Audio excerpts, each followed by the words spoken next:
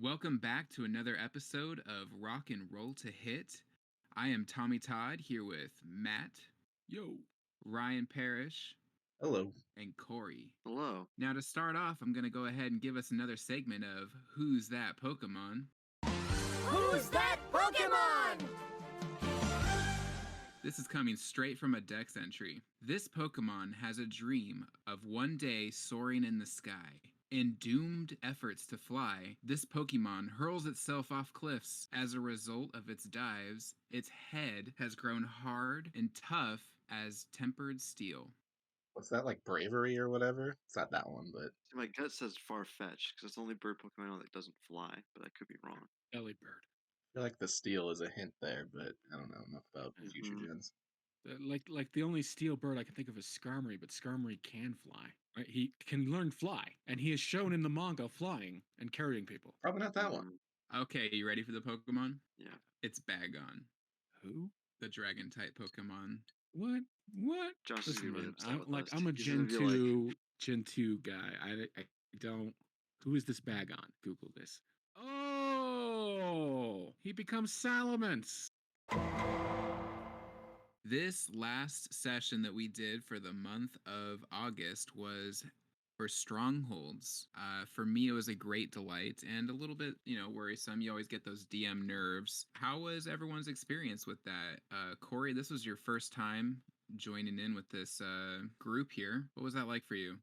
Yeah, I feel like I stumbled when I started. Like, I got brain locked the second, I saw the cave my character came out of it. And I was like, is this water? Because my character has no ability to swim. So it'd be like twice as bad if my character, appeared, tried to jump off to, help them, and then drowned in, the lake that was below them. I was paranoid. That made me think of Suicide Squad. Yeah, exactly. I would have been Weasel. I'm not about it.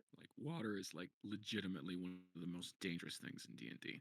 One of Matt's characters, I almost watched drown in front of me, the first time I was playing. So I was I'm slightly paranoid. It was fun once I learned that I could actually jump into the fight and fight.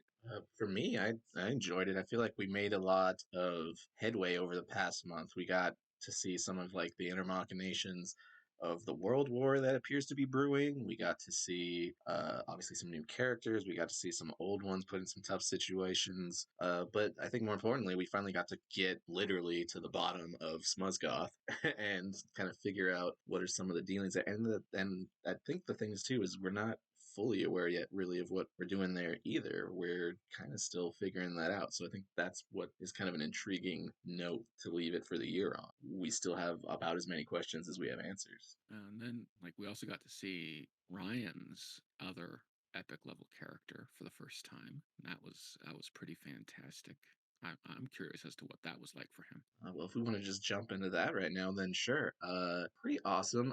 To pull the curtain back a little bit without doing too much, I made this character my high level because I wanted them to be kind of like the ominous looming threat, but I was fully prepared to not really have to do anything with them for, 20 plus sessions maybe. I was fully prepared to not have to introduce them at all for a long time. And then once Tommy Todd started slipping in some cues of I think the timelines are going to start syncing here soon, we started having some conversations about when would be a good time and that kind of thing. So I don't know, it was a lot of fun. A lot of surprises, a lot less planned with this character than with my lower one, to be honest. This one I kind of entered in thinking of I've got the general vibe I'm going for, but I haven't really thought too much about who this character is outside of certain, checkpoints you want to hit. So it was a lot of fun because it kind of felt pretty organic, we were figuring out kind of who this character was. I have a follow-up question about that, Ryan. So you meant do you view this character later becoming a villain of this series and kind of an anti-hero-ish character that we hear about, or what is your hope that he becomes as part of our party? This one I'll just kind of, because I know that you haven't seen my other character. So essentially, when Tommy Todd pitched this game to us, he goes, "Okay, you're gonna have your one main character that you play all the time, but we're gonna have these two higher level PC and DM type characters that will have significant impact on the plot and where things are going, but we just get little snippets of them." And so while Matt went down and figured out his whole agrarian system and all of his political dynamics I basically made two siblings who are fighting for control of a single street in the city I made. Oh, gotcha. Okay. So Let me just zoom in my scope a little bit. yeah, of, so like, yeah, there you go. that doesn't mean that that's the necessarily end goal of everything, but whereas everybody else is like, I'm getting ready for war with, the Vale, or I'm getting ready for, war with so and so, it's much more these two are like gonna like have a gang war essentially of like trying to just like a power struggle for the seedier parts of society, let's say. Gotcha. That's still fun though. I like that. Especially the idea that they're like level 20 characters, like fighting for a street. Mhm. It's basically like I think the way Ryan put it is like you guys built all these like Lord of the Rings inspired situations, and my characters are just like, you want to do drugs? I And pay gotta me give for it. Ryan a lot of credit for being really flexible with me and trying to plan like what Kane's situation's gonna be like. Because it kind of fits really well in with the lore that I have planned for like the things going on in the background. So I really appreciate that and just want to give a shout out to that. And then bonus points to anybody who, for my two higher level characters, Kane and Sable, if they get where that naming inspiration came from. Whoa, I don't even know. Would you mind sharing that? Yeah, it's a lot dumber than you probably are expecting. It's literally just Kane and Abel. Yeah.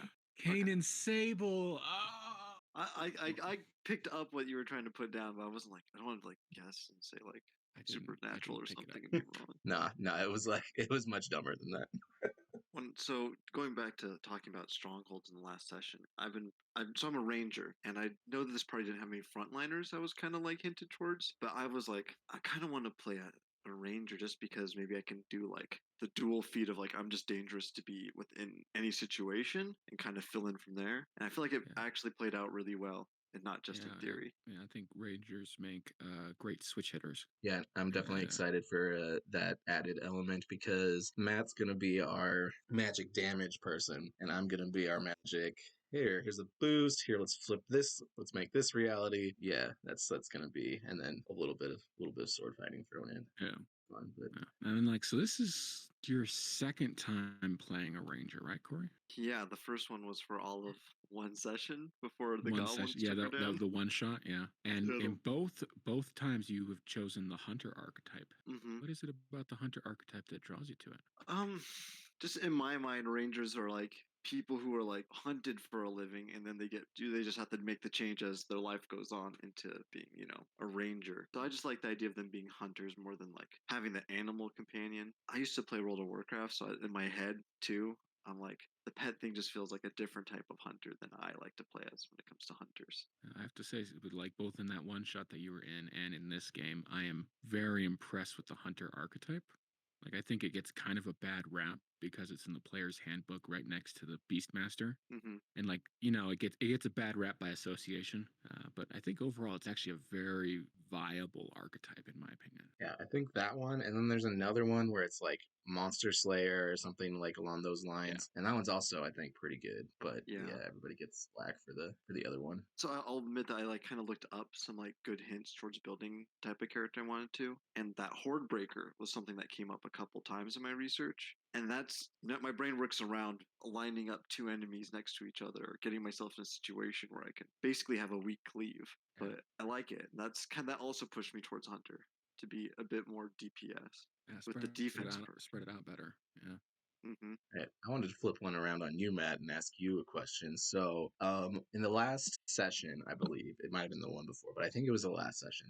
We got to see Taslin breathe two different types of fire per se. One of them was a little less fire than the other one, but I know that that's been a sore point for Taslin's character. So, I thought maybe this would be a good chance for you to kind of re-highlight what that is in case people had, forgotten or missed it, and talk about kind of that choice you had to make there. So, the situation I'm thinking of is where he breathed fire on the guys in the smithy room that we uncovered in the dungeon. Is that the one you're talking about? Yeah, it was somewhere Okay, around, and there was a lot of stuff going on all at once. I forgot where in the sequence of the fight it happened, but there was one point where you blew your ice fire, and then you could feel you like squirming through him across like from the computer of just like, ooh, he knows he should probably do this, but he also knows that his character is very conflicted about this. So how is he Yeah. going to justify it? And so that's kind of what I'm interested in hearing is how that processed for you. So that for me was very difficult because I knew. Just some background on the character. He is from a place that is essentially based off of North Korea, but like fantasy medieval North Korea. And fire magic is very common there. Taslan himself is based off of an idea I had a long time ago to create sort of a Shoto Todoroki icy hot character, which I think Josh and Corey picked up on last session. Mhm. And so it was me merging those two ideas together, taking that art, the build, and then like applying it to the setting. But traditionally, fire is the magic of choice where he's from, and so he associates that with the oppression that he and his family have gone through, and the people that have tried to kill him. So he made a personal promise not to use fire magic, but over the course of this dungeon, he has been called on to do a little bit more here and there, and he's dipping his toes in the water a bit, and it was getting to a point where he's like, I am running out of spells, and we are going to die. And I don't think we will. I don't know if we will see the full ramifications of what that means until like we have some downtime and he can like process what's going on. Like right now, I think he's very much in the just don't die in this horrible dungeon and sleep while you can mindset. Don't But mind the burning building next to us. yeah, don't mind the burning building in the background. Yeah, It's fine. yeah. But I suspect there will be like a crisis of conscience, and he's like, I broke my word. Like the next time he has like an extended period where he can just like stop and like think and process. He has a year to think about that. Yeah. Well, not a Yeah, full I year. have till January. So, Tommy, I have a question as a DM. Yeah. How disappointed were you when we started killing those cultists before they got into the circle? Yeah, I probably not as disappointed as Josh was with the Tiamat fight. But I had a really cool cinematic theme of what was going to happen there. And then just in case I had a plan B, but yeah, essentially I want to describe like where these MERS were coming from, how they were being created, and then watch them turn into a pretty cool, big bad monster that I was just going to throw right up front. Normally I feel like in a dungeon you're going to crawl your way to a boss fight, but this one I just wanted to like throw at you right from the beginning. But then yeah, the group just kind of like planned their way around that, and then we got the surprise round off, and next thing I know, like half the baddies are dead. So but I managed to get the big bad monster out another way, even though it did technically fall into a river of lava. Well, yeah, let's talk about that. Like we've been playing this for quite a while now, and it's been pretty heavily established we're in a fantasy setting. So what went into the decision of robots? Because that really shakes things up in a very interesting way. And so I kind of want to hear your thought process of like introducing those as an element into your world, just for world building, but also that big boss that we all encountered. Yeah, so that's a good question. A few ways to answer this. I was doing a lot of research back in creating this campaign, and I wanted to kind of step away from your typical low level groups of baddies, so like goblins and kobolds and stuff. And then I read an article about the Madrone. I think that's how you say it. I always have called them Modrons. Modrons. Modron, however you said it, was also pretty cool too. Yeah, so I like that.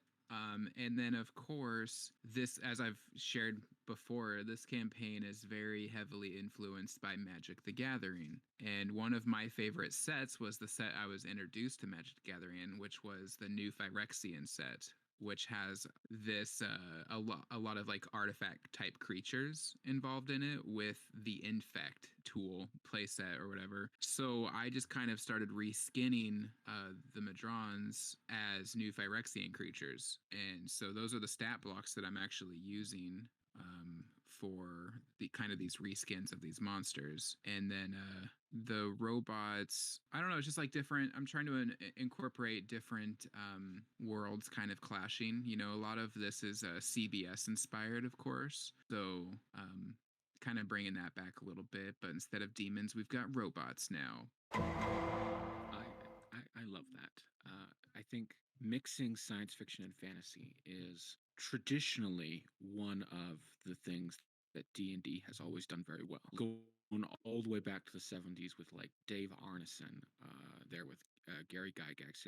Arneson created the Blackmore setting, which was like then incorporated into Greyhawk.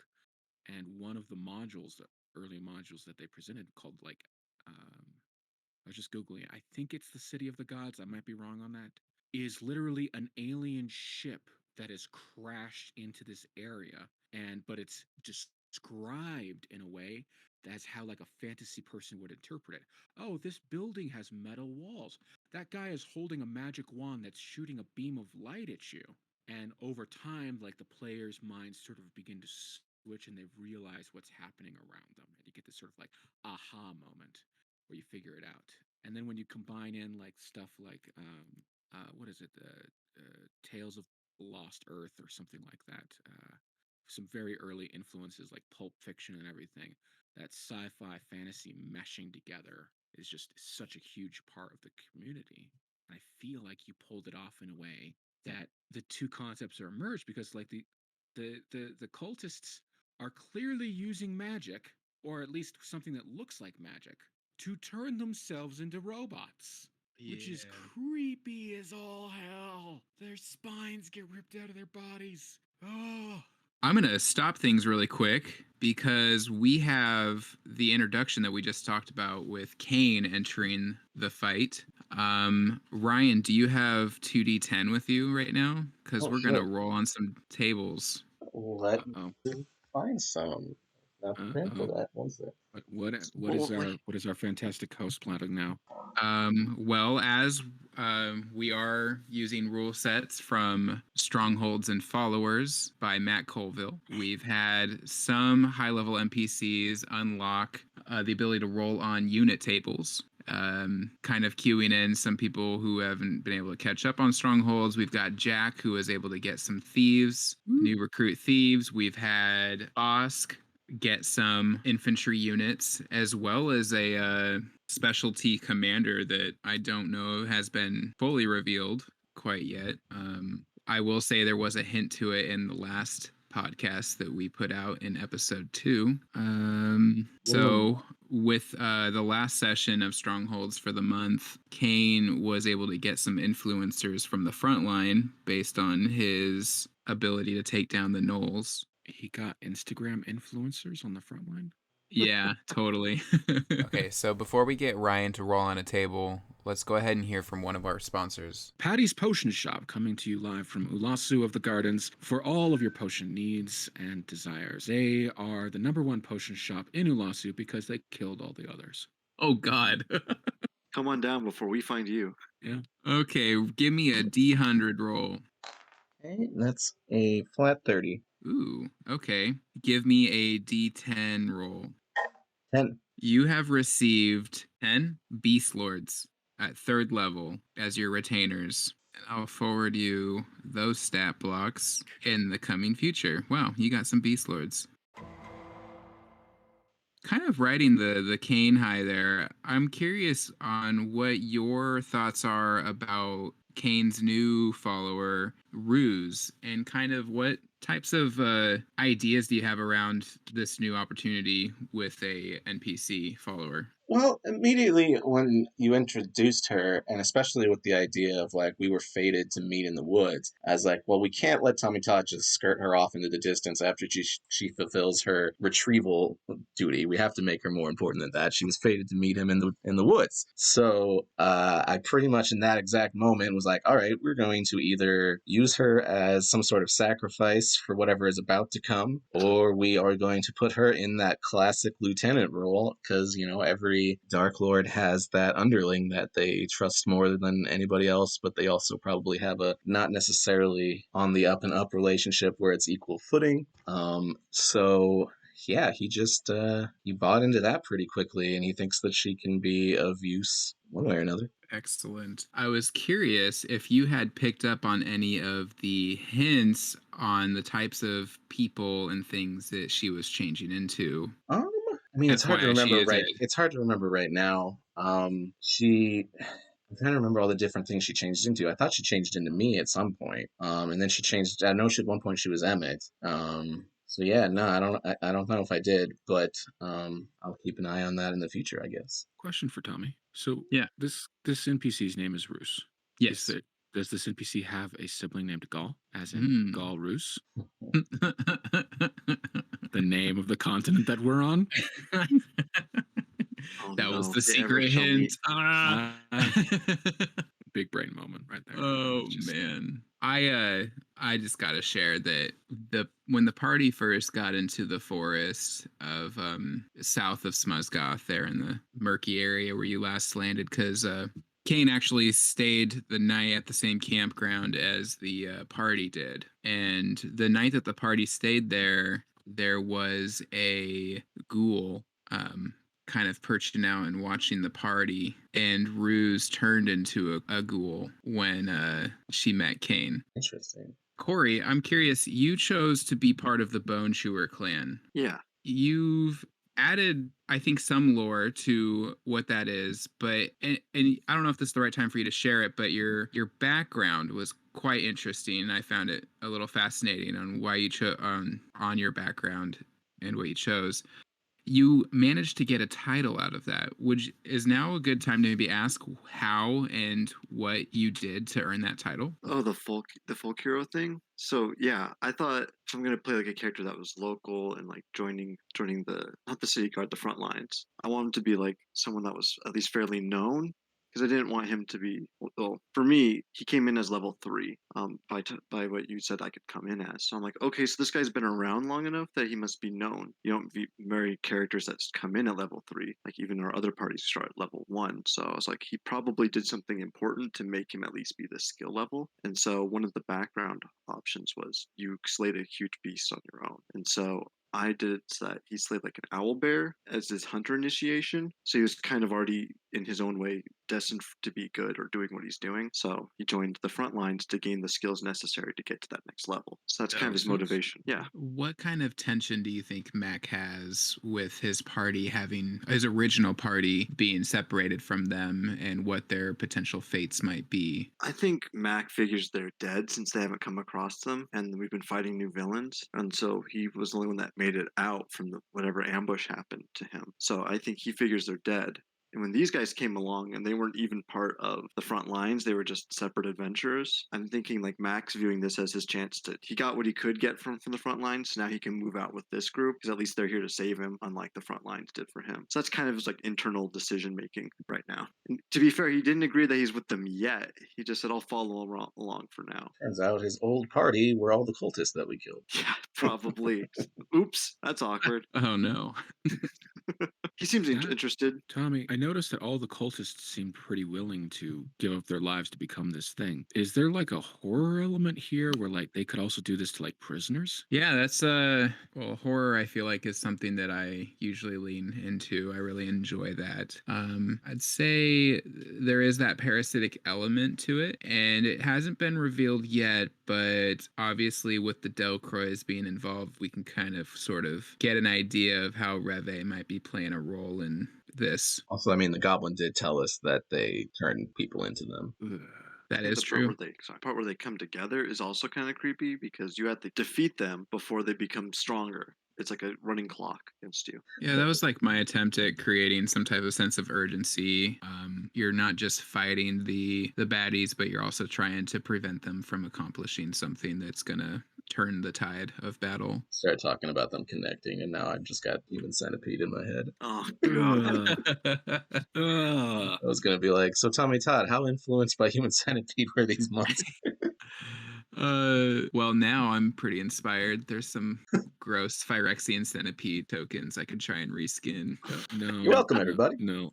Depending on how they arrange themselves on the map will determine what creature they turn into. Oh my god. I'm here for it. There was a weird creature in the armory that Matt caught on fire. I thought that was going to be like a mini boss actually, because it looked so creepy. I was like, does it make the other ones? Is this the crafter? Well, yeah, I was making like drill and hardware noises. I'm not much of a handyman, so I don't really know too much what those sounds sound like. But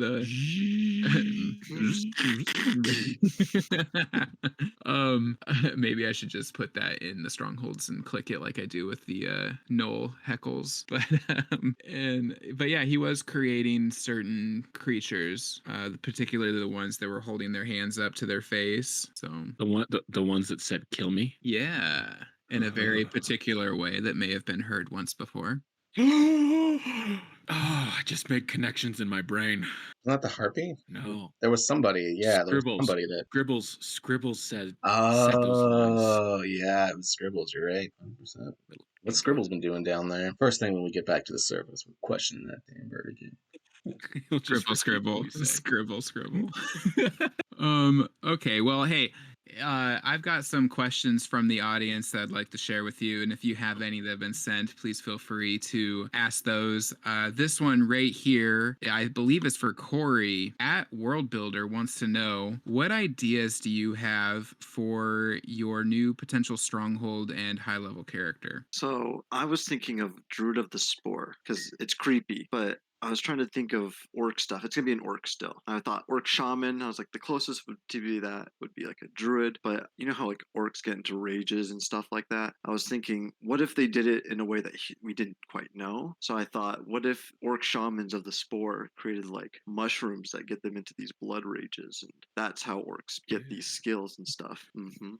That's very interesting because there's also like a historical like conspiracy theory element to that as well. One of the ridiculous theories that they've come up with, I think it's ridiculous, as to how berserkers went into Berserkergang back Viking Age, was the use of funguses that would induce that type of rage. See, that's the same track. You're following it. Yeah. Wait, so it wasn't sushi and oysters? I'm pretty sure it wasn't sushi and oysters. In fact, I'm pretty sure most scientists that are looking for explanations drastically underestimate just how angry a human being can get. I think sushi and oysters has a different emotional effect than blood rage mushrooms do. Bloody rage. I guess it just depends on when. Yeah, it's all about timing. You're right. At No One Knows I'm a Dog wants to know, in Strongholds, if your high-level characters weren't who they were, who else would they be in their respective regions? I think for my future one that I'm making, they would just be in the similar role probably. I'm trying to think of this one as like a matriarch who left her tribe to start a new one versus one who's been repressed under like some warlord or something. That's a really cool idea. I think maybe the Queen Mother of Freyland. I think there's like some good role playing potential there. Like here she is trying to maintain the power of the throne with her like 8-year-old kid who is now king, and her eldest son who was supposed to be king is now dead and brutally murdered. One more, or maybe two more. Let's see if we have time. At GeoEstimator wants to know, in Strongholds, what country/region that hasn't been visited is the most interesting? It's hard to say without visiting what the most interesting would be, but let me pull up the map again, because there are definitely places I would like to check out. That Maelstrom looking place to the Swamp, I think, looks cool. Well, I mean, for me, there's a couple different ways you can answer this question. One is one of my created areas that we haven't gone to. I think that would be very fascinating, where Zidane is from. Other than that, though, I mean, I'm very curious on what's going on over in Matt's, the Shattered Peninsula. I'm very curious about this Jungle Island, the Oko Isles. I mean, literally anywhere on the map, name it. It's such a cool map. I think you can't really go wrong. I'm also interested in where the other party's at. The Calderon Desert down there. That looks interesting. I get sort of like a Arabian Nights vibe off of that when I look at it. I'm just like, ooh, go down there, mess with some genies and stuff, and get into a lot of trouble. Yeah, that's actually an area that Kristen made, so that's pretty interesting. I can't wait to see what her high-level NPCs are going to end up being for that area. Pretty hyped, actually, because she's shared some ideas with me, and they seem really cool. Is it hotter than hot? In a lot of good ways. Mm-hmm. Ice cold. Yeah, I've got that party right now is currently lost somewhere in the deep, aka the ocean, on a deserted island. because of a clown pirate that did best them at once, but then got its head torn off by one of the party members, Ryan Parrish, in front of children. Thank you, Brian. Yeah, I'm not the one who murdered their families and friends and then almost murdered them again. So I think I did them a solid there. Am I hearing this correctly? Like, we are like all up involved in like religious intrigue, and like they're down there playing One Piece. Am I hearing this correctly? That's the token I use to represent the Paddy. I shake my head. I think So- we skipped past something in Strongholds that I think we should at least mention. Ryan did a good job playing Josh's character. Like, Yes. there was a lot of kudos during the session. Like, he did a good job filling in for Josh's. Yeah, he kind of hit the ground running with that one. I mean, I feel like I very much get what he's putting down with Kevin, and it wasn't, he has a very definitive tick, kind of, and yeah, you just play into that, I guess. Kevin made it out like unharmed too, right? Like he just scooted He through was that whole down. He was session. down to. He was down to one. In classic, what I found was incredibly appropriate in the run that downs at dawn. That was Kevin's fault. Kevin made it out with 1 hit point, while my actual character was downed.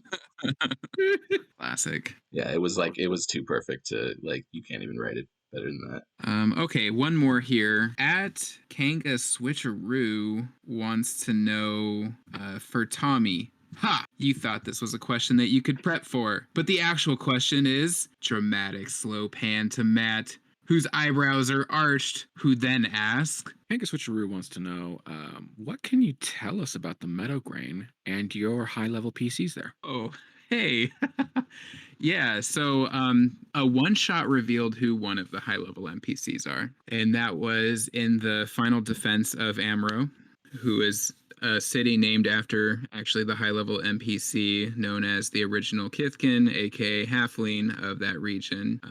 She is got long, curly, red hair, wears a crown, had the magical orb, and a book that was later actually stolen from in that one shot by a bookman. And then the other one is Whitaker Thorngage, who is a kind of I'm not going to reveal what his class is, but he's got like the Meadow Grain itself, what used to be vast. Okay, large area that also took up the Badlands, and then were just kind of torn to pieces by endless war and invasion to then be shrunken down to the size that it is now.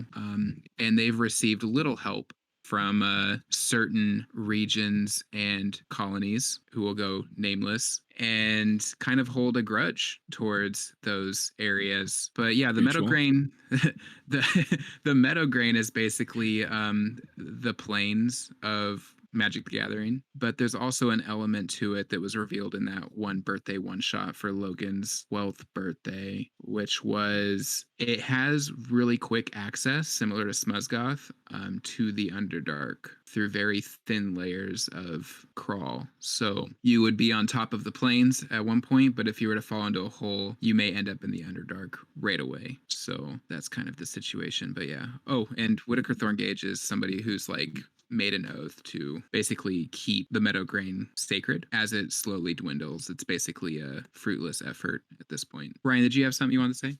Yeah, I just kind of wanted to build off of that one too, because I wanted to ask about, and I know there's probably not a whole lot you're going to reveal here, but you also introduced another character that you at least said to me was in that one shot, and in a way kind of gave a small glimpse into Zidane backstory a little bit too, although very loosely. And I want to talk about that encounter with the mysterious figure that was going through the bookshelf when we were fighting the cultists. I believe Matt had at least a brief exchange with. Yeah, Mac was trying to hunt him down. He was spooky. Like I stopped searching because Ryan specifically said, it's all good. I was like, that didn't fit right. He seemed like a bad guy. He shot at Ryan. Yeah, I mean, that's something I could definitely work on more as a DM, of course. There's always ways to improve, but this particular character has been name dropped and hinted at by multiple NPCs during the party's time at Smuzgoth's. And yeah, he was the same character that was in that one shot based generations in the past. So is he the one that ended up with the book? I forget who ended up with the book. That would have been your character who I couldn't remember if I couldn't remember. It's been so long long ago if I was successful in that or if I passed it off to somebody. But I know that, yeah, there was another member there. Yeah, he was there trying to find some intrigue there. For those of you who don't know the one shot, the birthday one shot was basically a Helm's Deep one shot versus a giant necrotic dragon and his, played by Matt, of course, and his half dragon minions to basically purge Amro in the Meadowgrain. And though the party was successful at destroying and defeating the necrotic dragon, when the necrotic dragon died, its carcass basically dissolved the land that it fell on and is basically killing off or poisoning the lands in that particular region of the Meadowgrain. Like necromantic energies. Yes. Revenge and death. Just the typical D&D talking points. I think the undead guys kind of get a bad rap. But yeah, no, I told you to stop firing because I recognized the guy's uniform. So I'm just giving him the benefit of the doubt that they were startled, didn't fully process who was charging into the room, but unfortunately we didn't get a chance really to talk. So that's a mystery that we'll have to keep pursuing. It's also kind of cool how like the dice gods play a role in the narrative because that particular bookman rolled a nat 1 when trying to fire at Zidane, and I like to think it was taken by surprise of like, oh shit, there's another one of you here. But at the last minute saw enough to pull their punch. Yeah. Yeah, totally. Would you have still been on his team if he hit you with that fireball? I mean, I would have attempted to defuse before going after him, but because theoretically, if it's not like somebody who's gone rogue, then they would probably be able to help us. But we'll never know. We didn't get to that point. Yeah, they're kind of socially awkward. First impressions, kind of down the toilet. I mean, there's a reason they're called phantoms. Common people. If he wants you to smell him, he'll let you smell him. Mm-hmm. He smells you what he wants you to smell because he's an illusionist. He can make you smell anything. Rude. Okay, I think this is going to be a good spot for us to share one of our sponsors before we head off into some Tyrants chat. Hello, Auric Duwana here, to remind you to read a book. Books are good for your brain. The more you read, the more powerful your brain becomes. Reading can also help in locating your father. If you do not know where your father is, you might be able to read a very specific book that will show pictures of where your father is. Then again, you might also need to have a magical pond nearby. Just make sure that you have friends and or family nearby to save you in case you decide to fall into the magical pond. This can also be a dangerous thing if you are wearing heavy armor. Wearing heavy armor while trying to swim in a magical pond can be perceived as a dangerous action. Dangerous actions could be deadly. You can avoid deadly actions and re-rolling a character by simply reading a book. Okay, now that we're back. So who is our sponsor? Is that like the county library system? That sounded more like a PSA. Yeah, it was a PSA. So like we got money for it, but who's friend that did Auric finance that himself? Like who's the bankroll here? It was probably I think that's probably more of a PSA, and it was financed by his books. His It was books. financed by his books. And directed by? Paid him to say that. They're clearly holding him hostage right now. The books. Books have him. If this is a video podcast, you could see him slowly blinking while reading it. Yeah. Doing like the slow Morse code. I don't know if Auric blinks. Okay, well, with that, I just want to share that the whole month of August, DMing Strongholds, though, was a wonderful pleasure, and I really appreciated being able to get to our 10th session for that campaign. I was just the whole time waiting for September to happen because we've got some amazing things lined up for the month of September. One, we're kicking off with the season finale of Tyrants, rolling into an in-person special of King's Road. But before we get to that, let's go ahead and talk about the second half of this ball and how it's going to proceed. Matt, tell us now. Okay, so Everything. there's a few more like trope notes that I think I need to hit. I was asking for a little bit of help from the team the other day to make sure that I get everything that I need to get done in this session, because part of my brain is like, the ball's over, like we did it all, everything's done. But then another part of my brain is like, No, everyone keeps thinking there's more to this, which means I must be the one in the wrong here. Like, if everyone agrees that there's more to this ball going on, then there must be more to this ball going on. So I got to come up with a plot and see. And so I think that's something that I don't think I would have done when I was a younger DM, like listen to the party that way. But yeah, so we are going to be finishing up the ball.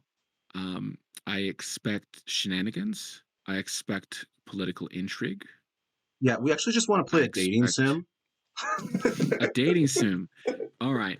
Well, I'm kidding. I'm means kidding. okay. So like, you guys are gonna have to start giving some gifts to Colette and Elizabeth to get the get more hearts from them. Yep. For the loyalty mission. Yeah, But loyalty mission. if we pay you $15.99, we can just skip to that part already. Yeah, and you can get the unrated version of the game. I don't know if I'm ready for If that. you add in the Brock is DLC, ready. you know? Brock is ready. In my brain, I'm like, what is going to happen next? And I have a gut feeling that Gremdur and Umala and Charlie are going to stick to our guns and start stealthing around the castle to find stuff. And I'm sure nothing will go wrong. I think I'm a little preoccupied, if I'm being honest. I think I'm pretty locked down. Oh, really? I'm going to just be wandering around acting like I have Alzheimer's. Like, oh, I just lost my way from the party. I know one thing that could happen, and I kind of hope it does, because I'm not going to say what it is, but I can say there are multiple options that will result in this session this coming weekend, resulting in a cliffhanger for the next like 6 months. Bless. Yeah, I don't know. I'm just as okay with having this next session be heavy RP with some skill challenges. I'm ready for this to potentially break into something more like a chase or a fight. Like, there's so many different ways that this can go, and that's part of what's exciting. Is like the trope of the Masquerade Ball is you always like pre-game you have this plan, but you go in and then the night happens, and depending on how the night goes, different things can happen that you didn't foresee. So I don't know. I'm pretty stoked for it. Murder. I do have this hilarious vision. You know that I just recently finally watched the Avatar series all the way, the first one, not the core part, but I finally watched all those. And you know the episode where they kind of split everybody up and everybody has their own like 5-minute adventure. I'm picturing Gremders being, I'm senile, and he's just wandering and finding out all this like intrigue just by like stumbling into places and acting old and confused and finding out things that he has no business learning. Gremdur is Momo. Yeah, exactly. The castle's made of ice, though, right? Like, yeah, it's more like just like a big ballroom that they made out of ice. It's like a festival stage that they set up, but it's like got a maze in the back and it's an ice sculptured castle. It's not gonna be and here forever. Yeah. Summer comes, it'll go away. It's fleeting like tonight. Let it snow. We're not going there. I'm like really nervous because, you know, just a few days ago I was thinking like, man, Jade has to like do a reading for an unknown character for Red Firebrand. Yep. And I'm just like coming up with ideas of like who that may be, if it's somebody we even know. And naturally the first person that came up to me was our long lost druid pal, Rogar. But I don't know what Rogar would be doing with Red Firebrand, so I don't want to believe that's the case, but that's my current fan theory. Whatever it is, it's probably hot. It's probably pretty hot. And you know, it would also make Rogar a liar because he told you all he was going to be in Karn. Right. Oh man, you just debunked my fan theory within like seconds. Hey, if it's like any other fanship, that just means you get to go to the internet and be toxic about it. Yeah. We're not like that though. I preferred the Brock and Bob ship much better than I do the new Red. Oh yeah, no, I'm all about Brob. But Red and Jade are a pretty hot couple. I mean, let's be real. Brob is the just because of the OTP, fire elements of him. So I think Red and Jade has the most interesting implications because like Red is like the group's rival. He is like the rival dude. And if it ever comes out that like Jade is Brock. Yeah, it's our highest potential for the old switcheroo to happen. The old switcheroo trope. Let's look at the Vegas odds on that one. What did the Vegas odds say, Tommy? I have no idea. I never know until we're in the moment. You can tell they're nervous about it because the line keeps fluctuating. I can't actually read odds too well, so I wouldn't even understand them if you put them in here. Same. I just like saying over under. I keep thinking of like trying to remember how White Chicks ended. I think we're in like a very similar situation. I believe Terry Crews gets upset that she didn't say that she was black and then leaves. Well, This is hopefully gonna be Red a takes really it good too. I want to know what Mavis is going to be doing. Sneaky Mavis. Yeah, I mean Yeah, with- everybody's gonna have to have something they're doing. So I don't know. There's just like so many cool storylines that could happen that we can't even really predict right now because who knows who we're gonna run into. But Mavis, our good leader Gil. There's lots of. I feel like Tommy Todd and myself are a little spoken for because we've already locked ourselves into some pretty intense situations here with who we're hanging out with. And I know for me at least, Colin wants to get a lot of information still from Lady Elizabeth. I feel like Mavis is also in a pretty intense situation right now. You said it very well last time. Colette is just like macking on Mavis this whole ball. And what I'm interested in though is I don't think Kristen remembers, but I remember Mavis also has a side mission. She's got to go tell folks in the underground about this kid in the Pleasure Dome who wants to run away. now You I'm don't just contact them for no reason though. I feel like contacting the underground has to be like gaps of periods. feeling a Call little us, we'll call you. yeah, right. A little cynical on what Matt has in store with Colette and Mavis, knowing some of Mavis's triggers, not triggers, things that Mavis clearly stands against. I'm curious, like what Colette's role is and what she does in her respective position. More fan theories. I can remind you of what was said last session. I can't confirm or deny any fan theories. Okay, what was said last session? She said that her family is lower nobility. They're involved in trade out of Karn. They run a number of wagons. Colette oversees a lot of it and tries to get out as much as possible to go on an adventure, and is aware that is somewhat selfish of her. She has enough sense to realize that she has it pretty good, and wanting to not have it so good is weird, but not so much sense that she just stops wanting it. Yeah, she's in the That's right. family business that isn't really her passion, but crazy to leave without something secure promised on the other side. Fascinating. Again, we're linked to the trade route between, areas and Karn. We've been destined for an encounter there since our first downtime as a party. Yeah. I mean, I don't know how other DMs do it, but I think when I'm world building, I think economics plays a very big part and trade does a very big part in the way I build things. And Karn is basically a wagon stop. It started off as just a spot where like wagon trains would go and rest, and then it's become like this overland trade center, Like the crossroads. like a crossroads, yeah. And it's grown and it's shrunk within recent decades because its trading partners to the north are dead. Sorry, Brock. But it's pretty happy with this recent trade blockage going east, because that means more trade is going its way. So they have motivation. Indeed.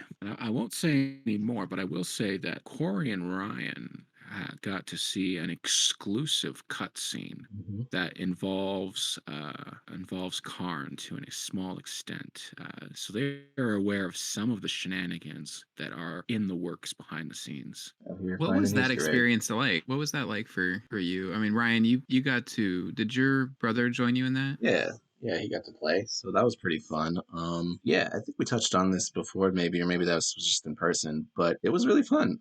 It was one of the, I think the best way that I could describe it is it was both, we had many scenes, and yet it was very tight and concise. It, gave us a lot of variety, but it wasn't done in a very cohesive and, stick-to-schedule way that didn't feel railroady. It felt like it was our choices, but everything, it was masterfully done. I think it was the best in terms of pacing that any of our one-shots have been to this point. I'd say it didn't rely as much on luck like our previous one in the Cloud City with the giants and trying to steal the stuff. That at the very end had a lot of just our dice rolls determined if we would pass or not. Sure, and I think Matt did a good job too of sure, we got our combat in because again it's D&D, so we build these characters, we want to see what they can do when they can fight. But he had some really cool skill challenges, and that were for a character that was a concept that I just wanted to test out to see if I could play in another game down the line, was very concerned there at the end. So kudos to Matt again, because he got us so invested on a one shot. I'm glad to hear that. I'm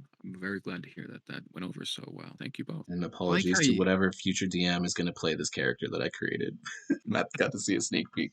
I was just gonna say, I mean, Matt does a good job of tying these characters in. So I'm curious to see, like, as we go forward, how these people will like, well, again, going back to Crossroads, how their stories will line up and then disperse from there. It's always interesting to try and catch it. For sure. Yeah. And I don't know, again, I forget if we've mentioned this on the previous pod or, in our talking, but he kind of did a little bit of that already because he tied it in with when Gil was kind of out there lost in the wild, getting all those exhaustions from flying that far distance. We, got a glimpse of him in this. So that's all I'll say about that because I know Matt wants to keep some of this close to the vest, but he's already laid the groundwork for it. So Yeah. Like one of the themes of Tyrants is the role of destiny. Like that's one of the themes that keeps popping up over and over again. So I like the idea of all of these things happening around party, and they're sort of at this epicenter, this confluence of events where they can see bits and pieces here and there happening all around them, and they don't really realize that this isn't how most people experience the world, right? The fact that stuff is happening around them, it's like the fact that it is important, that connection isn't always made, but everything always ties back into that main party because they have been chosen by destiny in a sense. So there's stuff that comes in and like they see part of it, and why they're seeing part of it is this sort of this theme, this destiny theme going on, but what that part means they don't even know. They don't even know which parts are destiny and which just happen to be something. I hope destiny causes us to beat the snot out of that rat catcher dude. Yeah, that is a fun character. That is a fun NPC. I'm still trying to Yes. figure out what we're doing for Grimder's wild out dwarf party that we're supposed to be throwing. Yeah. That's happening in the background. I told him that I'd spread the news as long as he organized it, I believe. So I thought we were it's all attending good. it though. I thought we were doing We are. We Yeah. got time before that happens. It's Yeah. been a day. 2 Give it days. time. These parties Got take so time. much going Planning these on. You got parties like take 24 time. hours. Has it only been A that much lot time? going It on. feels like it's been a long time. Because we still have our siege ball game to do as well. Yeah, we do. Man, we got to stay not getting kicked out of this town to get all these things done because I feel like we've been already like seeing the avenues of where we might have to leave this place quickly. So I hope we get to everything. I'm We're so royal heroes. hyped. So hyped for the dungeon crawl that could potentially be ahead of us, which I personally have no idea how to prepare for. Brock doesn't even know about it. I don't think the party shared it with him, and he wasn't there. That dungeon crawl I'm looking forward to too, except remaking all the map that I lost after it got accidentally deleted. That Oh. sucks so bad. I know. No. I was like 2/3 of the Where way do done you with it. find your maps from? You have a I place. make them. I make them in Dungeon Painter Studio. Okay, so you make all of them. Okay, or at least Most of them, not all, not all of them. Like sometimes if I need like a generic battlefield area, I'll go and find one. Yeah, I'm trying to make a world map right now, and it's slow work, so I couldn't imagine making all these battle maps. I would argue that battle maps are a little bit easier to make than a world map, but again, it's like knowing the situation and what the party. I don't know. It's tough. Matt, think I would it's- like you to walk me through Dungeon Painter because I have that, but I have no clue what I'm doing in it. I'd be happy to. Yeah. Yeah, same. Because my biggest thing is like, and why I think battle maps are hard is just because, like, at least with a world map, you don't have to get hyper detailed necessarily for it to function. Whereas a battle map, it's like, man, I got to make everything make sense, and I'm not that skilled at that. So those are a little intimidating to me for now. And that's the thing is like I make my battle maps look pretty detailed, and because of that, they are very time consuming to make. But a battle map doesn't have to be that way. It could literally just be grid paper that you draw some lines on. Old school. Yeah. It's true. I've got a little battle map here that I just roll out, and you just make a little square or draw where the boundaries are, and then plop your characters down. In theory, at least. I've never actually had to use it yet. Alicia was impressed by your maps, Matt. Like she saw them and she was like, "Does he just find those?" Like I said, I'm pretty sure he makes them in his downtime. So she was impressed. Thank you. Yeah, very cool. And I think that the simplicity of the old school maps is one of the reasons why dungeons used to be so much bigger. back in the day, because you didn't have to spend a lot of time making the map. You just had to spend a lot of time populating it, and you would build it the same way that we build cities nowadays. So these old mega dungeons that are like 15 levels deep, and each level is successively more difficult, and you only go to certain ones at certain levels, at like certain character levels, but you found like a trapdoor that'll drop you all the way down to level 14, and then you got to fight your way back up. That old stuff, I think, that simplistic graph paper style helped with all of the prep time that they had to do for that stuff. See, would now be a good time for us to get some more questions that we've got rolling in here? Yeah, let's go for that. I've got 2 here that came in just this morning for Corey. At least I'm assuming it's Corey because their handle, they must be a really big fan of you. Oh my gosh. QTs for Corey. That's a 2-parter here. Oh man, they're hitting Did you you with a two-parter. two Not a parter? union agreement. Bird problems.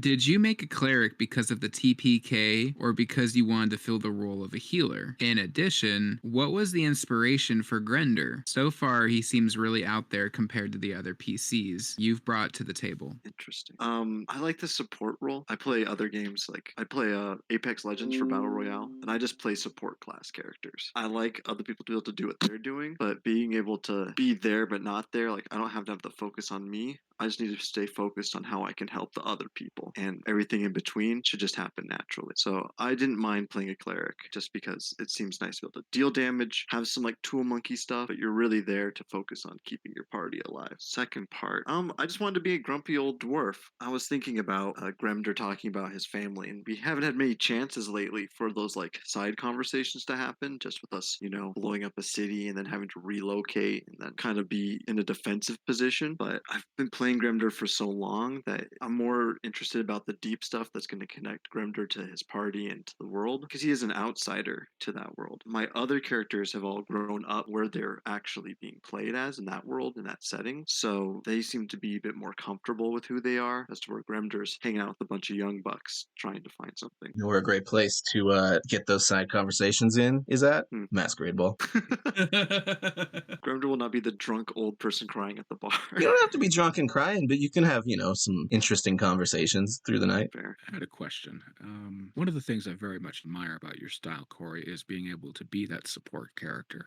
One of the things I struggle with as a player, and sometimes even as a person, I think, is wanting to be stepping into that star role and having trouble stepping out of it and back into a support thing. What are some things you do to help, like, pull yourself back a little bit when you need to? Maybe it's just because like IRL, I worked with a bunch of like younger students and like in a bunch of mentorship roles, and I've studied leadership, I guess. And a lot of it is like knowing when you are good in a position and like you can grow in it. You can't really grow in a certain position anymore. But you see others that can. Being able to give them that like supporting push to do what they're thinking of doing, because if you're confident in your decision making and you're confident that the situation's in a way that no matter what other decisions a leader or person makes, at least they're making those choices and growing in that way, that's not your problem as long as they're still growing in that direction. So I try to keep at least like a safety circle of where I kind of want different characters and people to be, or that's a safety zone. And when they go outside of that zone, until my circle grows out to match those locations, I try and see like what way they can do and what choices those lead to. Over time, that leads to patterns and like habits. So it's like that's a problem. We can't just leave Brock and oh man, not Denki. He talked about Denki lately, Josh's character. Gillick, yeah. I was like Genki, no, Denki's dead. Gillick, like Yeah, he in the Gillick's ground. characters, yeah. Gillick and Brock alone seem to be easily influenced by evil characters in the world. That's whatever the opposite of a power couple is in the opposite. I mean, it's not they're not powerful. It's that there's a very powerful reaction when those two are isolated, and it's usually one we have to clean up after.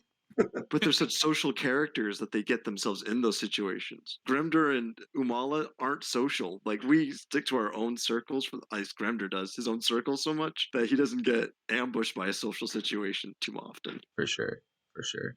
I think Umala is more social maybe than Gremder, but he knows how he's perceived and plays up to that. Yeah. I think one of the reasons why they're the opposite of a power couple is because the same type of ploys work on both of them. They share similar weaknesses in some ways. Yeah, it's Mhm. like they're similar weaknesses, but they're reflections. So like the way they respond is different, but it's like the opposite of each other, but the same. Like it's their cousins in a way. And as Gremder, that's their specialty. And I've been interesting, especially with like how Brock's developing as a leader and like his personalities and controlling situations and Mm-hmm. conversations. Goblin Coin, for example. Mm-hmm. And then Josh's leadership role and how he kind of directs a lot of the direction the party goes, but he's so nice that his actions somehow get like miscued into some weird adventure that has him going off. Like even him being rescued because of his kindness, those people took him in. Mm-hmm. So it's they find themselves in interesting situations, and I feel like Gremdry can't help them with those ones. No, no, they need to just experience. They're only gonna learn it the hard way. But But that's yeah. fun. It's fun to see those characters grow and learn in a way that Gremder himself can only like minor support with a couple spells. Like, What is good luck on your rolls. what's one pairing that you don't do a whole lot that maybe you would like to explore more? Let me see here. I haven't done too much with Mavis. I did the underground stuff with Mavis. With Umala and Charlie, I think the last time we were on our own was in that dungeon where the others got attacked by a plant, and we went off the other direction and we were just talking smack for a minute. And then we made it back, and it was like everything was on fire again. And we're like, "This is what we're talking about." Yeah, it's like when it's Ruby Fork, shit's gonna get done, and we're gonna get it at a discount. Yeah. Every time I go with Gil, something bad just happens to me. Like I fall through buildings. I can't get into the freaking auction place without losing more money. Like it just ends badly for me. Like everything goes Gil's way, which is nice for the party. But personally, I just get stepped on. That's our leader.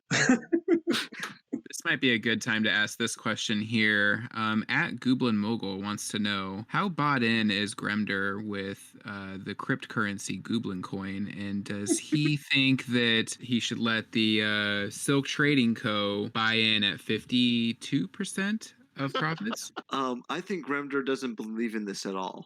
I think one, he knows it's fake. And then two, I think he's too old to understand what a cryptocurrency would be. Dwarves deal with real coin, so that's beyond his recollection of like maybe if he was like 100, 200 years old, he'd understand it a bit more. But at like 300, 400, it's just too much for those. So that brings me to a question for Tommy that I personally have, and I think this was either last session or the session before, and it was revealed that some of Brock's multiple personalities are not wanting his best interests. Like Sardonyx, who's creating this cryptocurrency in Gooblin coin. And basically the way he explains it is you're buying funeral plots, like graveyard plots, and he wants to get the land that Brock is the heir to back so he can turn it into a giant commercial graveyard. You always want to make a business people are dying to get a part of. To get into. They also say stick to what you know, and if Sardonyx is really Brock, he knows all about his dead family. Yeah.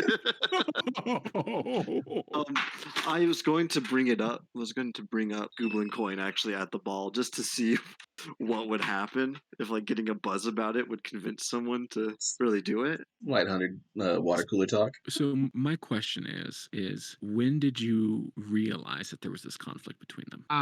I kind of planned there to be conflict once Vecna moved away from the mind of Brock. As I might have described before, this void, there's like a vacuum there now because Brock was once, he's hellbent and he's very vindictive as a flaw, and his bonds are trying to get back his lands and, things that belonged to him once before in his eyes. And having this voice tell him what to do and how to be successful was kind of a crutch for him. So that once Vecna went away, this kind of void vacuum happened. And then you as a DM challenged me to role play how Brock experiences and grows on his new psionic powers.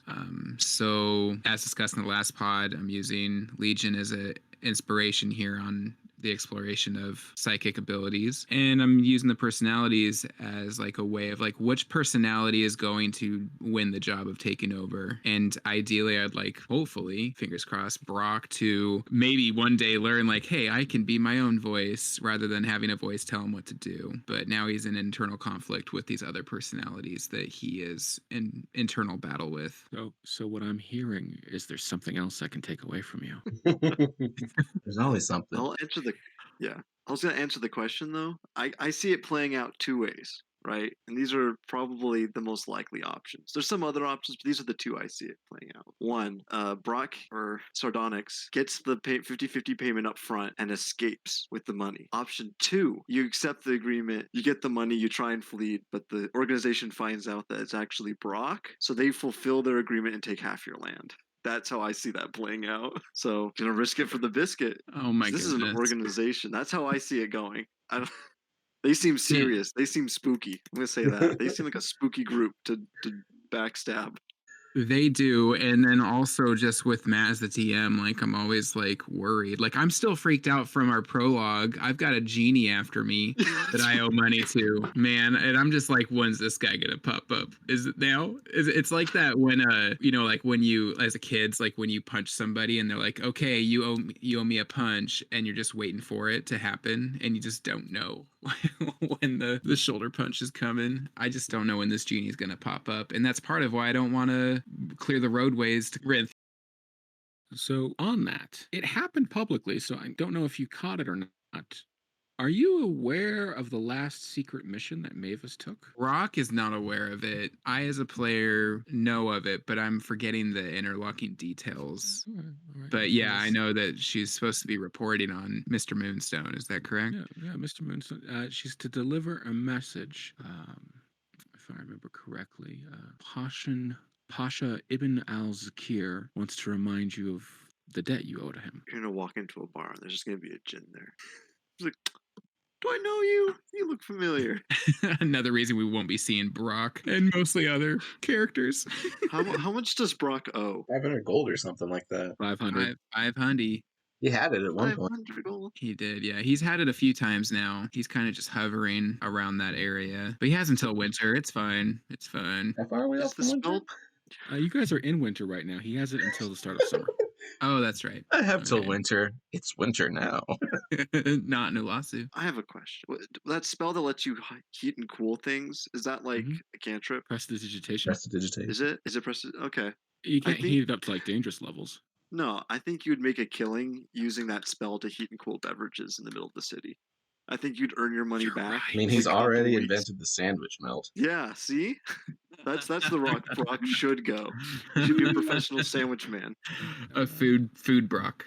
Yeah, Bob's sandwiches. Rest in peace, Jiggle Waffle. Rest in peace. The first contact Brock made. Huh. That's Yeah, what they gave him the went after XP him. boost. That's what It's gave a him the bad thing XP to boost keep ahead of the happening to party. people around you. Yeah. The Jigga Waffle. It's waffles and fish. I've got another one here. At definitely not Matt and totally a legit account wants to know, for Ryan, you've been in 2 successful Tyrants one-shots. How have they changed and influenced the way you as a player look at the world? All right. Well, we kind of touched on these earlier, and and we've mentioned a little bit about the other one. I'm trying to find a way to answer this because the answer I want to give is that I know that the world is bigger than what we are in, just from certain things that Matt and I have had conversations about. So in that regard, I've known from and knowing Matt as a person in his DMing style and his obsessive need to know every knowledgeable detail down to the last grain of I know full well expect that the worlds are influencing each other and interlocked. I guess for me, I just treat them as like little delights because it's like I know he's got other things cooking that my character wouldn't get to see. And so to me, it's like getting like a special screening where it's like, all right, Matt's giving us like the sneak peek of like in future seasons. It's like you're at one of those conventions where they're like dropping the trailer for the future season. That's how I feel about it. And I just get excited to like make up my theories of like, all right, so these giants, and then we start hearing about the giants in the game and how they're having some issues and how there's like a whole dynamic there. And then we play it and we know, oh well, this is influencing that. So it's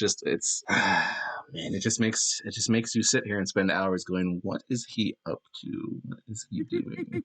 The worst part about Matt is that he's unpredictable in characters and DMing. You can try and figure it out, but he'll take a left turn. And you're like, dang it. Yeah, it's like Okay. you can figure out like things and you can project certain things, but other things like it's never going to be at face value. So you can protect certain elements, maybe some certain themes or certain tones, but he'll always find a way to flip it on you somehow. Biles, I think of when we played. I was playing as, I think, as Boris, the fire wizard, and Matt was playing as a lizard folk person. Mhm. And Matt was like, "I'm gonna play a very serious character this time. I'm gonna go in. I'm gonna stick to my rules." We walk up. We're like less than 30 seconds into it. We walk up to these doors, and they have big like brass doorknobs. And Matt goes, "I licked the doorknob." You sure did. It's like, yes, a very serious and on point character. Listen, we're a tactile species. Mhm. So I have that in the back of my mind when it comes to trying to predict Matt. Yeah, it's like that's the Flash. what I You think. can't do it. That's what keeps it so hard, is because he's got this little bit of whimsy and silliness that is like he's luring you in, and then you don't know when the jab's coming, but it eventually comes. He's got the Crunk Angels. I think part of that, honestly, I think one of the more influential films like on that style is Shaun of the Dead, because it is a comedy that suddenly switches to a drama for a very tense scene, and the fact that it's a comedy makes the drama hit harder. And so having that sudden reversal of like mode that you're in, I think humanizes the characters, because it's not just one emotion, it's multiple emotions. You are able to laugh, you're able to love and have fun, and then suddenly it's this very intense dramatic piece. Yeah, Like, I think one of the I think that's true too. Like, I know when I play this game, I often think about my characters almost in the lens of like Shakespearean or like Greek characters. And it's like, you could watch a tragedy in those genres, but have a bunch of laughs before the final curtain falls. And I think that's kind of that melding of, it gives it some I guess reality a little bit. I agree. And I think one of my favorite moments that we've done that with is actually, I think Tommy and I talked it out, and then I did the cutscene in session where Brock was sort of this odd character, and we were just getting glimpses and pieces of his past. We did not know his past at all. Like, I knew his past, but that's different. And we have this scene where he is dreaming about the night his Northwatch is taken by the giant army, and he's running away, and he has to get into a secret escape tunnel, and he's leaving family members behind. And so up to this point, Brock had kind of been like the jokester bard, just a little bit, not a lot. And there was always these hints that there was something more, and it was getting to the point that the party like couldn't ignore that anymore. And then we have that dream sequence. It's very intense. I think like the final scene is like his mom shutting the door on the escape tunnel with the sounds of battle raging up above, locking him inside there. And so I always think of trying to create moments like that. I'd say you handle dream sequences very well. I kind of think about those as I try and map out how I'm going to do a dream sequence as a DM. I love dream sequences. Like there's so many spells that directly tie into dreams, but also like how else would like a deity or like a warlock patron like want to talk to you? Maybe in the waking world it's much harder, but when you're asleep it's probably easier, because your dreams are literally going to the astral plane. That's where they end up. And so for something that's already connected to that plane, it would have to be easier to talk to someone in dreams. My dreams told Grimder to watch for vines. Yeah, that was Brother Bob that said that. That's right. Was it Brother Bob? I thought it was a dream. Brother Bob that said that. Yeah, he told you that. Grimder met either his wife or Sharinlar in a dream once. I have that written down. I remember it. Oh, Brother Bob, you're so disgusting. I disagree. I disagree. I have a question from the audience, and this one's for Umala and Charlie or Ryan. Okay. It's from at Like a Rolling Stone. How do you plan to help Brock P. Moonstone bring down House Alexandros? How do I help? I don't know if I'm sold on it yet. If we're being honest. I think that's still very much how the rest of this night goes. Like, I think me as a player, and probably Umala as a person who does the things and has the skill sets that he has, is long from making a decision. I think for him, it's like we're still in information gather mode. Let's get all the information we can to make the soundest, most beneficial or reasonable choice possible. So I think in the scenario where we do, I think I hinted at this a little bit last time, but I think in the scenario, if that's what we decide ultimately is just and makes the most sense, just some good old-fashioned fake friendery, get in close, and then, whether that be plunging the dagger or leaving the back door unlocked or whatever needs to happen, that's on the table. Are we streaming this accidentally? I don't think so. Because I'm getting a follow-up message that says from at Like a Rolling Stone. Whoa. That's disappointing. You should probably offer as soon as possible. So I think we might need to check our connection here.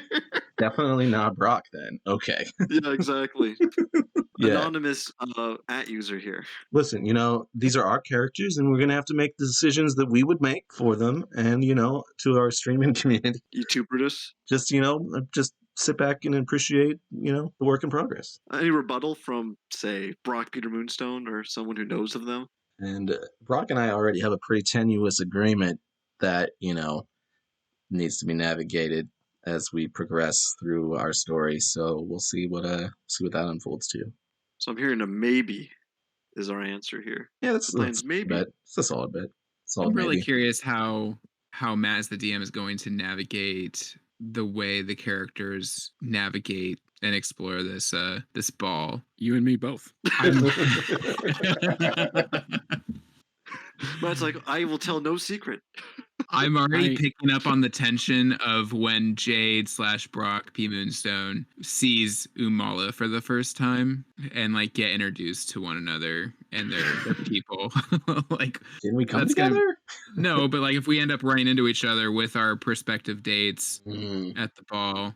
Oh yeah, because he has no idea technically any of that Firebrand stuff's going on, really. And Red will definitely. Well, Red might recognize you. He seems like he knows a lot of faces. Maybe yours is forgettable. Red would recognize the two-headed Goliath. I just want to see what the roll says when it happens. Yeah, same. You and me both. Critical fail. God, is it Jim? I swear I've seen How many him. two-headed Goliaths do I know? 1, 2, 3, 4, 5. Specifically ones that have a gnome head as the second. Yeah. Let's narrow it down even further. It's wait, was that guy with a gnome head and a Goliath other one? I forget. Was it the left or the right shoulder? What was it? Actually, I've actually looked at him, or I've always seen him from a behind angle. Yeah, that's going to be interesting. What can I say? We've got masks. Yeah, right. You're right. Split decision. Clearly, we're fine. Red attacks the place, and the whole place melts around us and then explodes. Rocks fall, everyone dies. Yeah, the rocks fall, everyone dies. I mean, I'm going to give us the Parrish. optional goal of let's leave this ball without destroying the entire ice structure. I'd be proud of us if we could pull that off. No promises, but we could try at least. So I'm just going to cast flaming hands. It's going to hit one of the support pillars of the ice fortress, and it's going to. Actually, I have a question for Tommy. Tommy, you introduced a big room with a kaiju in it that had 4 pillars that we could hide behind, and you gave that kaiju robot the overrun ability, which you created, which is basically this giant bull rush. What would have happened if the kaiju hit the pillars? Oh, well, yeah, that part of the dungeon would probably come crumbling down. Do it! You'd have to navigate that. I think some of that's kind of been just based on the way the map has been laid out, and even in the room before that, this is an old underground temple that was found in the Underdark. So parts of it are crumbling already. So who knows?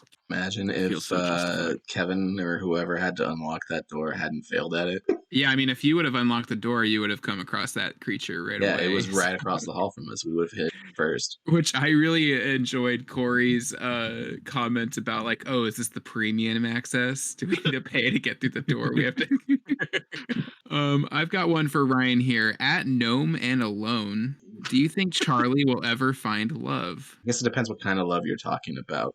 Romantic love, no. But I think love with others, yeah.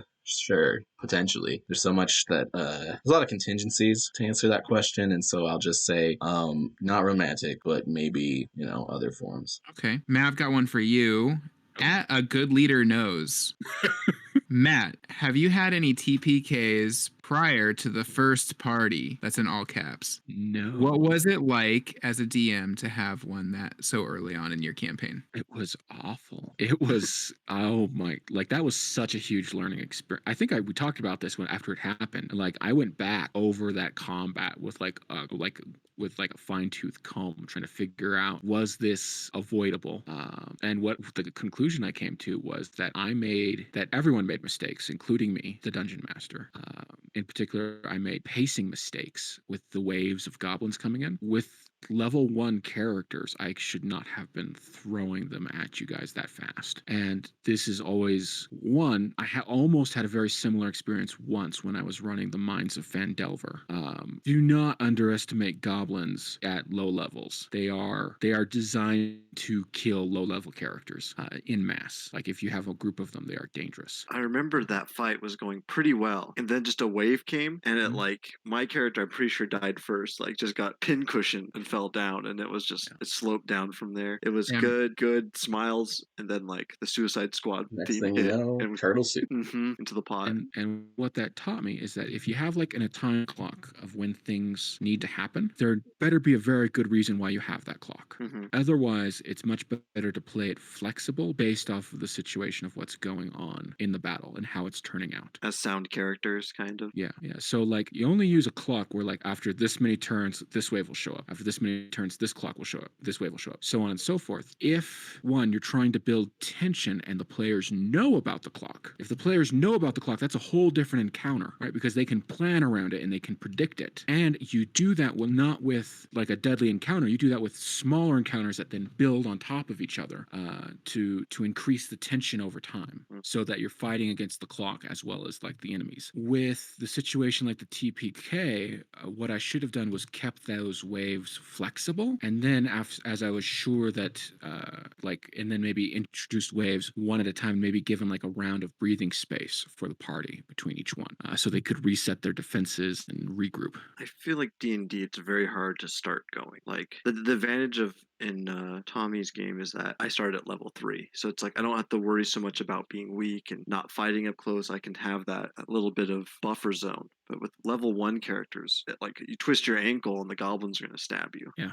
Yeah, that's why I feel like, unless you have a very specific reason to, I like starting campaigns at 2 or 3 already, just because it's got a little extra cushion. I think everyone should have, at least at one point in their play time in a system, have a campaign that starts at level 1 and goes all the way through. I agree. Because it's a huge learning experience, and that's the way the game is designed to be played. And I think everyone is also in agreement that levels 1, 2, and to an extent level 3, it's hard to survive at those levels. You're very new. You're skilled but new. You're skilled but new, yeah. For sure. All right. So I think we're running up on time. Maybe we time for one more question, unless anybody else has some that came in. This is for everybody. I think this is a good one to kind of end on.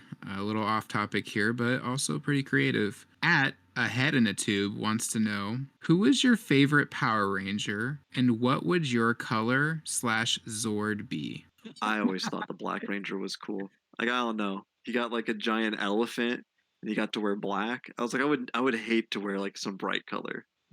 That being said, I would still choose purple probably. I'd love to be the Purple Ranger. If you could have your own Zord, though, what would it be? They took a lot of good ones. It was like a giant turtle. I will be the shield. Ooh, that's dope. That's a pretty cool one. Ooh, who was my favorite?